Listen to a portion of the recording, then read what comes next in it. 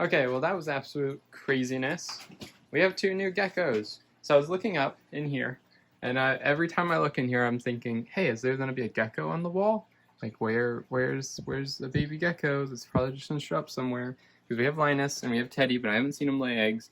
But they obviously have laid eggs in this tank because I was looking, and right now I'm on the stool.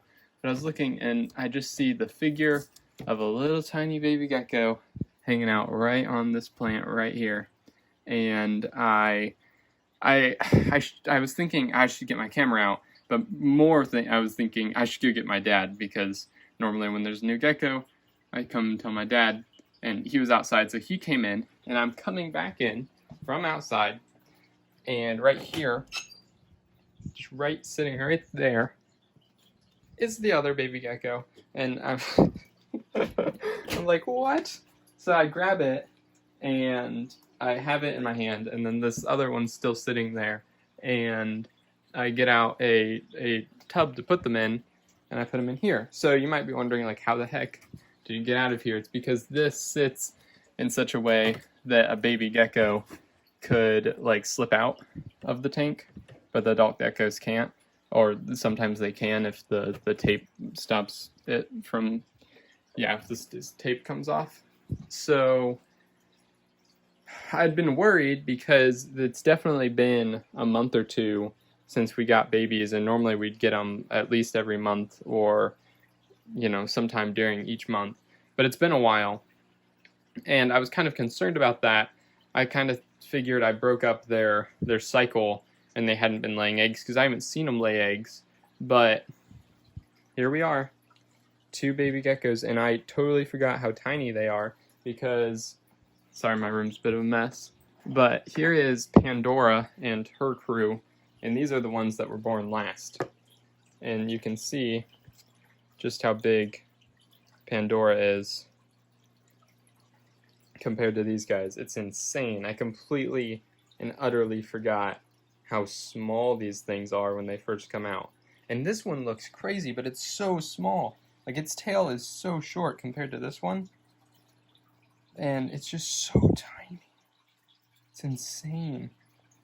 But I'm worried about this one because it's the one that was out, and it's probably dry, because it's really dry in my room. So I need to get, because I put some water, I sprayed some water on it, and it instantly started drinking. So I'm sure it's kind of thirsty. So I'm going to get the paper towel, put it in here, and spray it down, and I'll get out a thing of leaves, a thing of fake leaves for them to be on too. So I don't know if that means that I should have found Darwin babies as well, because that would make sense, because normally they lay around the same time, but I thought she laid like way earlier. So no, it would be like 3 months since I set these up, I think. I'm not sure, but I thought she laid eggs like the night I put her in here, and then after that I never saw any type of egg laying activity.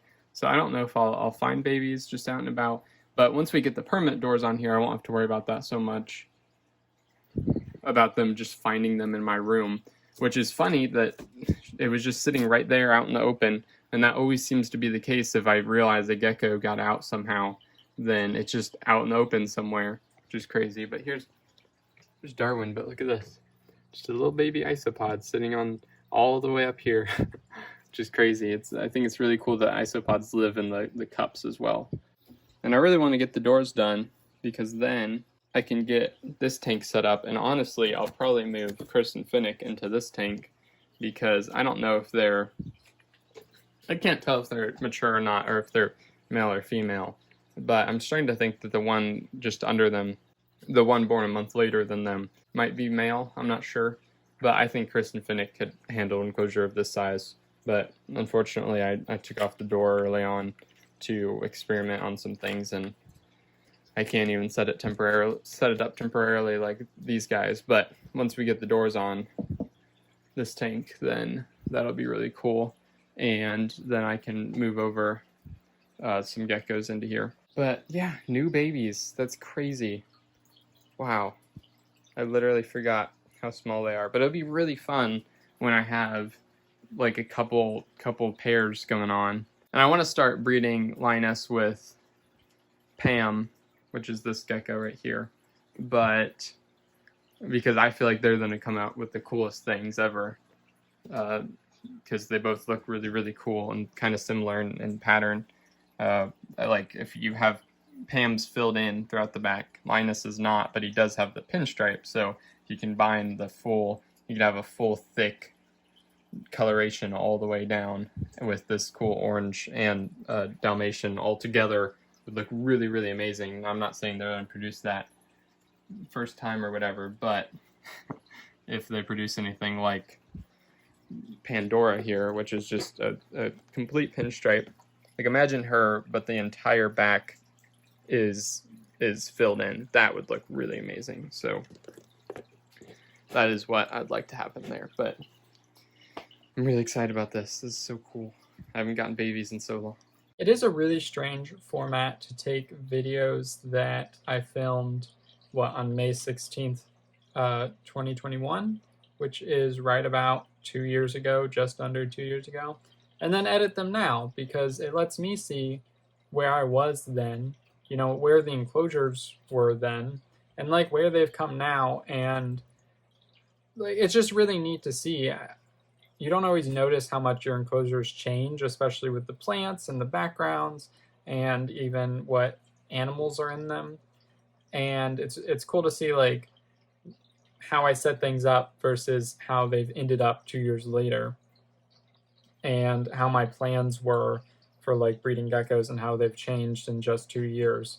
So currently I don't breed crested geckos as much. If you follow like my posts, I do get baby geckos, but I don't have any breeding pairs together because I'm trying to get less baby geckos so then I don't have to focus on selling them as much, because it's a time-consuming process and I need to focus on school and getting ready for college and those types of things. But as you can see back there, I still have not made a video about it, but my gecko enclosures, ignore the gross tank, my gecko enclosures have proper doors now, and they've had proper doors for like years. And there's also a couple more enclosures, which there'll be actual videos on that. But yeah, they're pretty impressive. I love the doors. No baby geckos get out anymore, as far as I'm aware. But if I do find the baby geckos, like I'll find them inside. They don't get out, and they keep in the animals now. And like currently I have 2 crested geckos in here, 2 females, 2 gargoyle geckos in here, male and female. There's a female crested gecko in here, a male crested gecko in here. You can see him there. That's Linus. I mentioned him in the earlier video. There's a tokay gecko in here. So that's what I have going on right now, and then there's more enclosures as well. Crested gecko, gargoyle gecko. So I'm working more with gargoyle geckos now. I have more crested geckos, but I'm not focusing on breeding them. I really want to focus on breeding gargoyle geckos more, but I'm just having a lot of trouble with it because my male-female pair breeds, works really well together, produces eggs, but the eggs don't hatch for some reason. It's super weird because the crested gecko hatch, I keep incubating them in the same tub. They're doing great, keep hatching, never have any problems with crested gecko eggs. But this pair just makes weird gargoyle gecko eggs. I don't know what it is. But I really hope to produce a good video that I am happy about these doors, because I'm going to do more, and I keep doing more because they work really well. This setup of taking 55-gallon fish tanks, 20-gallon fish tanks, or even I have some 5 gallons over here that I've done the same thing with the doors. It's a great system. I really like it. I guess I kind of made it up myself. I don't know. It's already a thing, but no one seems to really do it like this, probably because, like with wood and everything, probably because it's really time consuming, which is why I haven't gotten to filming them yet, but also I have a bunch of tanks that need doors that I haven't done yet because it takes a while to cut out all this wood and then silicone it a million times to get the glass on and then make sure it all works. But it does, and I'm pretty happy with it. And again, no more babies. Pretty much I only get eggs, or I get eggs out of this tank. This is the gargoyle geckos. This tank, which you can see how much it's changed. Like, it's crazy. There's literally no foliage here. It's all on the top. So that's the main change with all of these tanks. If you saw the video before, all 3 of these, filled with foliage on the bottom. Now none, absolutely none. It's just because it's hard for the light to go down and the plants grow up. So it's something that I've been thinking about and trying to work against with like these two tanks because they're newer, obviously. So less, like in this one, I just assumed that no plants would be growing down here, so I just didn't plant any. So that's one way of doing it. This one, I planted all the plants down here, and I didn't do vining plants. So there are some plants up there. There's an orchid up there that's growing just on the branch, which is really cool. And then plants that'll like actually grow down here. And then there's some trees in here. There's some avocado trees. That might be interesting. But basically, I just get babies out of this tank now, and it's either Minerva or Teddy. I'm not sure, but they produce babies, and I don't know which one it's from, which is unfortunate because they're also from different males. So I really have no idea which babies those are from. But one of them has started producing infertile eggs, and one of them keeps producing babies. So that's interesting. And then I very regularly get eggs from the female gargoyle gecko, but they really never hatch, which is very, very annoying. I've only gotten one to hatch, so I only have one baby gargoyle gecko. Another gargoyle gecko in the 20-gallon I had to buy, trying to get a new female or a new male, whatever, and start trying to get different pairs going because I really want to breed them. Something that I think is definitely worth adding to this video is that I was just taking care of the geckos, and like I said, most of the plantage is up here, and this pothos is growing really thick, like it's massive, as you can see. So I have to cut it every once in a while to make sure light, like gets to the corn plant here and does all right. And I've been noticing that there's some poop that's small. It's not from the adult females, but I didn't think too much of it because I've been getting babies pretty consistently out of here.